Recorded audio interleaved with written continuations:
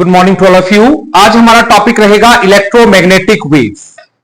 बेटा अभी तक हमने जो पढ़ा है, हमने ये पढ़ा है इलेक्ट्रिक फील्ड होती है और मैग्नेटिक फील्ड होती है, और हमने पढ़ा है कि जो आपका करंट होता है that is the source of the magnetic field. हमने क्या पढ़ा है? जो करंट है that is the source of the magnetic field.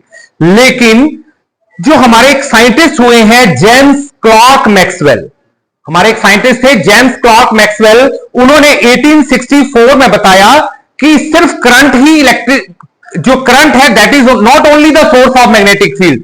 अगर हम टाइम वेरिंग इलेक्ट्रिक फील्ड ले लें, अगर हम टाइम वेरिंग इलेक्ट्रिक फील्ड मतलब ऐसी इलेक्ट्रिक फील्ड जो टाइम के साथ चेंज हो, तभी हमारे पास क्या प्रोड्यूस होता है? Magnetic field. मतलब अभी तक हमने पढ़ा था कि if you have a current carrying conductor और इसमें आई करंट फ्लो करे तो इस कंडक्टर के आसपास क्या होता है? मैग्नेटिक फील्ड डेवलप हो जाती है इन दिस वे। लेकिन जो हमारे साइंटिस्ट मैक्सवेल हुए, इन्होंने 1864 में बताया कि सिर्फ करंट ही नहीं है सोर्स ऑफ मैग्नेटिक फील्ड, अगर हम टाइम वेरिंग इलेक्ट्रिक फील्ड ले वो भी मैग्नेटिक फील्ड का क्या होता है? सोर्स होता है। ठीक है। फिर उन्होंने क्या किया था? एक डिस्प्लेसमेंट करंट का कॉन्सेप्ट भी दिया था। एक डिस्प्लेस अभी तक हमें पता है कि सिर्फ क्या होता है, हमारे पास सिर्फ कंडक्शन करंट होता है, means current due to the flow of electrons. लेकिन उन्होंने बताया कि अगर कैपेसिटर की प्लेट्स के बीच में करंट फ्लो करना हो तो वहां पे कंडक्शन करंट फ्लो नहीं कर सकता है। वहां पे एक नया कॉन्सेप्ट दिया था, डिस्प्लेसमेंट करंट। फिर उन्होंने उसके बाद क्या किया था? मैक्सवेल्स इक्वेशंस दी थी। जो मैक्सवेल्स इक्वेशन थी वो लॉज थे इलेक्ट्रिसिटी एंड मैग्नेटिज्म के। उन्होंने इलेक्ट्रिसिटी और मैग्नेटिज्म को इकट्ठा किया और उसके बाद लॉज दिए जिसको बोला गया मैक्सवेल्स इक्वेशंस, और उसके बाद पता चला था कि जो हमारी इलेक्ट्रिक एनर्जी है, मींस इलेक्ट्रिक फील्ड है और मैग्नेटिक फील्ड है, वो एक साथ भी ट्रेवल कर सकती है। मतलब क्या चीज? इलेक्ट्रिक फील्ड और मैग्नेटिक फील्ड एक साथ भी ट्रेवल कर सकती है, और उसी एनर्जी को उन्होंने नाम दिया था इलेक्ट्रोमैग्नेटिक वेव्स। ओके, हम थोड़ा सा हिस्ट्री में जाएंगे तो सबसे पहले तो पता चल गया कि मैक्सवेल्स ने कॉन्सेप्ट दिया डिस्प्लेसमेंट करंट का, और उन्होंने बोला कि जो इलेक्ट्रिक और मैग्नेटिक फील्ड है वो एक साथ ट्रेवल हो सकती है, और उन्होंने उसको बोला था कि वो जो ट्रेवल करती है with the speed of light. उन्होंने क्या बोला कि वो जो इलेक्ट्रिक और मैग्नेटिक एनर्जी है that will travel with the speed of light. तो उन्होंने बाद में यही बोल दिया था कि जो लाइट है वही एक किस्म का क्या है? इलेक्ट्रोमैग्नेटिक वेव है। उसके बाद हर्ट्ज, एक साइंटिस्ट हुए हर्ट्ज, उन्होंने एक्सपेरिमेंटली प्रूव भी किया था। उन्होंने हर्ट्ज जो साइंटिस्ट थे, उन्होंने 1885 में एक हर्ट्ज एक्सपेरिमेंट किया और उन्होंने एक्सपेरिमेंटली इलेक्ट्रोमैग्नेटिक वेव्स को प्रोड्यूस करके बताया। लेकिन उन्होंने जो इलेक्ट्रोमैग्नेटिक वेव्स प्रोड्यूस की, उनकी वेवलेंथ बहुत ज्यादा थी, फ्रीक्वेंसी बड़ी कम थी, बिकॉज वेवलेंथ और फ्रीक्वेंसी का इनवर्स रिलेशन होता है, तो इसलिए वो ज्यादा डिस्टेंस तक ट्रेवल नहीं कर सकती थी जो उन्होंने हर्ट्ज एक्सपेरिमेंट में जो इलेक्ट्रोमैग्नेटिक वेव प्रोड्यूस की। उसके बाद एक इंडियन साइंटिस्ट थे जेसी बोस, उन्होंने जो थे जेसी बोस, उन्होंने भी इलेक्ट्रोमैग्नेटिक वेव प्रोड्यूस की थी, और वो वेव जो थी वो स्मॉल वेवलेंथ और लार्ज फ्रीक्वेंसी की थी। उन्होंने जो अपने एक्सपेरिमेंट्स में जो इलेक्ट्रोमैग्नेटिक वेव प्रोड्यूस की वो वेवलेंथ कम थी, फ्रीक्वेंसी ज्यादा थी, तो वो ज्यादा डिस्टेंस तक ट्रेवल कर सकती थी। लेकिन जो एक्चुअल में एक मार्कोनी साइंटिस्ट हुए, क्या साइंटिस्ट का नाम था? मार्कोनी। उन्होंने ऐसी इलेक्ट्रोमैग्नेटिक वेव्स पैदा की जो लॉन्ग डिस्टेंस किलोमीटर्स तक की ट्रेवल कर सकती थी। मतलब इलेक्ट्रोमैग्नेटिक वेव्स ट्रेवल कब करेगी? जब उसकी फ्रीक्वेंसी क्या होगी? हाई। तो उन्होंने वेरी हाई फ्रीक्वेंसी की इलेक्ट्रोमैग्नेटिक वेव भी प्रोड्यूस की जो ज्यादा किलोमीटर डिस्टेंस तक ट्रेवल कर सकती थी, और बाद में वही कॉन्सेप्ट जो लगाया गया वो किसमें लगाया? कम्युनिकेशन। लॉन्ग डिस्टेंस कम्युनिकेशन जब होता है तो that is with the help of electromagnetic waves. जैसे हम मोबाइल्स में या जैसे हम अपना सैटेलाइट से सिग्नल लेते हैं, they all are travels in the form of electromagnetic wave. तो ये थोड़ा सा हिस्ट्री था जिसमें मैंने बताया कि कैसे शुरू में ऐसा कॉन्सेप्ट आया इलेक्ट्रोमैग्नेटिक वेव्स का, और कैसे लास्ट में हमने इलेक्ट्रोमैग्नेटिक वेव्स को देखा कि हमने कम्युनिकेशन सिस्टम में भी उनको यूज करना शुरू कर दिया। ओके, तो अगर हम स्टार्टिंग में फिर एक बार जाते हैं तो हम यहां पे डिस्कस करेंगे इलेक्ट्रोमैग्नेटिक वेव। ठीक है, तो इलेक्ट्रोमैग्नेटिक वेव्स देखो, सबसे पहले हम ये देखेंगे कि इसका सोर्स क्या होता है इलेक्ट्रोमैग्नेटिक वेव का। तो आपने याद रखना है, एक्सेलरेटेड चार्ज, कोई भी एक्सेलरेटेड चार्ज है that is the source. Accelerated charge is the source of the electromagnetic wave.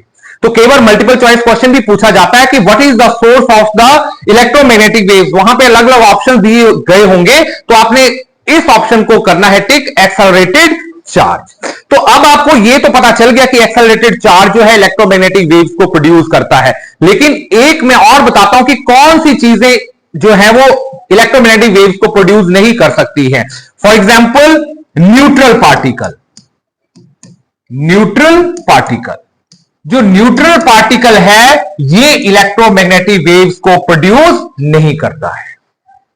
ठीक है, एक याद रखना, कौन सा? Neutral particle, it does not produce electromagnetic wave. सिर्फ इलेक्ट्रोमैग्नेटिक वेव्स कहां से प्रोड्यूस होंगी? Accelerated charge.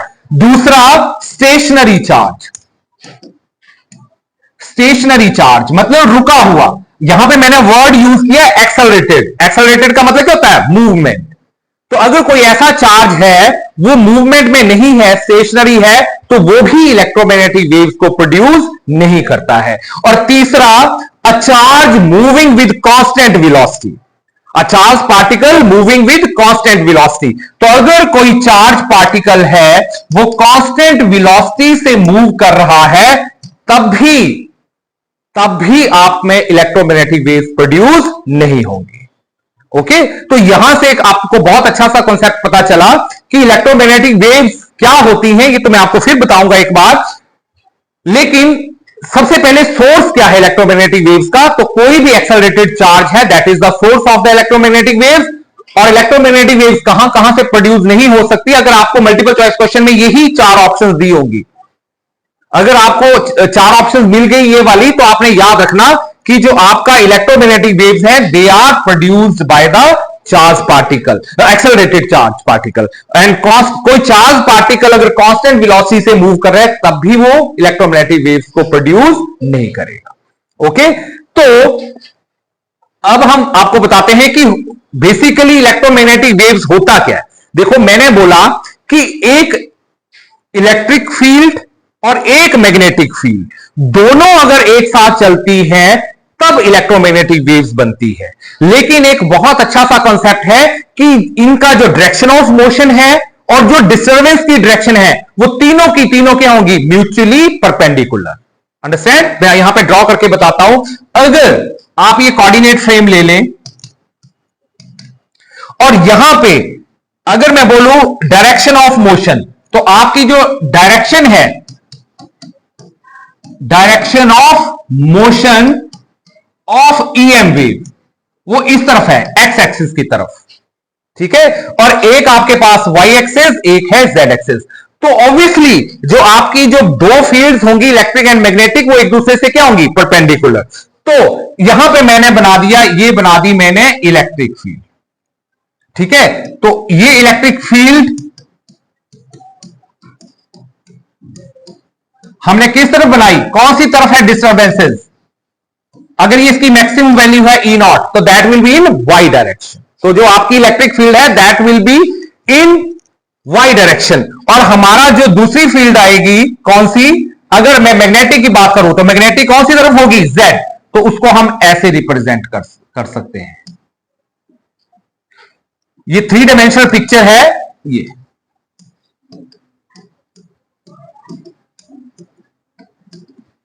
तो ये आपकी क्या आ गई? This is maximum value B not. ये आपकी है, दिस इज इलेक्ट्रिक फील्ड, और ये है आपकी मैग्नेटिक फील्ड, और ये है डायरेक्शन ऑफ मोशन। तो अगर electric, magnetic and direction of motion तीनों एक दूसरे से परपेंडिकुलर हैं, तो हम इस वेव को बोलेंगे इलेक्ट्रोमैग्नेटिक वेव। ओके, तो आप यहां डायग्राम में देख ही रहे होंगे कि आपकी ये तीनों जो है direction of motion of electromagnetic waves and जो डिस्टर्बेंसेस है they are perpendicular to each other. और आपने याद रखना है जो ये इलेक्ट्रोमैग्नेटिक वेव है it is moving with the speed of light in vacuum. हम जो c है क्या होती है वेलोसिटी की value? c equals to 3 × 10⁸ metre per second. तो जो आपकी इलेक्ट्रोमैग्नेटिक वेव है, it travels with the speed of light. तो अगर हमें ये तो था थ्योरेटिकल कॉन्सेप्ट, ये मैक्सवेल ने जो दिया था with the help of Maxwell's equations, उन्होंने ये थ्योरेटिकली इसको ऐसे बताया था कि ऐसा होता है। बाद में हर्ट्ज जो साइंटिस्ट थे, उन्होंने एक्सपेरिमेंटली प्रूव किया, और उसके बाद हमने इसकी ट्रांसवर्स नेचर को भी चेक किया। क्यों? Electromagnetic waves are transverse waves. Transverse waves क्या होती हैं? These are the waves which are travelling perpendicular to their direction of motion. तो हम इसको प्रूव भी करेंगे आने वाले उसमें लेक्चर्स में कि ये जो इलेक्ट्रोमैग्नेटिक वेव्स हैं ये ट्रांसवर्स होती हैं इन नेचर, और साथ में हम ये भी प्रूव करेंगे, हर्ट्ज एक्सपेरिमेंट को भी डिस्कस करेंगे, जिससे कि हमें ये इलेक्ट्रोमैग्नेटिक वेव्स का एक्सपेरिमेंटली डेमोन्स्ट्रेशन मिला था। ओके, तो आई थिंक आपको ये थोड़ा सा कॉन्सेप्ट इलेक्ट्रोमैग्नेटिक वेव्स का पता चल गया होगा। इसमें इंपॉर्टेंट चीज यही याद रखने वाली है कि एक तो कि जो सोर्स क्या होता है इलेक्ट्रोमैग्नेटिक वेव्स का, इट इज एक्सेलरेटेड चार्ज, और दूसरा कि इलेक्ट्रोमैग्नेटिक वेव्स ऐसी वेव्स होती हैं जिसमें electric field, magnetic field and direction of motion तीनों एक दूसरे के क्या होती हैं? परपेंडिकुलर। तो अदर वर्ड्स बोल सकते हैं कि electromagnetic waves are transverse in nature. तो दो चीजें तो आपको पता ही चल गई कि इलेक्ट्रोमैग्नेटिक वेव्स जो है they are travel with the speed of light in vacuum, that is c equals to 3 into 10⁸ metre per second. अब बेटा और चीज बताता हूं, देखो, क्योंकि चार्ज को हम डिफरेंट मैनर्स और डिफरेंट फ्रीक्वेंसी से एक्सेलरेट कर सकते हैं। बेसिकली ये वेव्स हैं, तो इसकी फ्रीक्वेंसी क्या होगी? इसकी फ्रीक्वेंसी वही होगी जो उस चार्ज के एक्सेलरेट होने की फ्रीक्वेंसी होगी। अगर वो कोई चार्ज है वो म्यू फ्रीक्वेंसी से एक्सेलरेट हो रहा है, तो ये जो ईएम वेव्स बनेगी इनकी फ्रीक्वेंसी भी क्या होगी? म्यू। तो क्योंकि चार्ज को हम डिफरेंट मैनर्स और डिफरेंट फ्रीक्वेंसीज से एक्सेलरेट कर सकते हैं, तो इसलिए electromagnetic waves different different frequencies की पैदा की जा सकती है।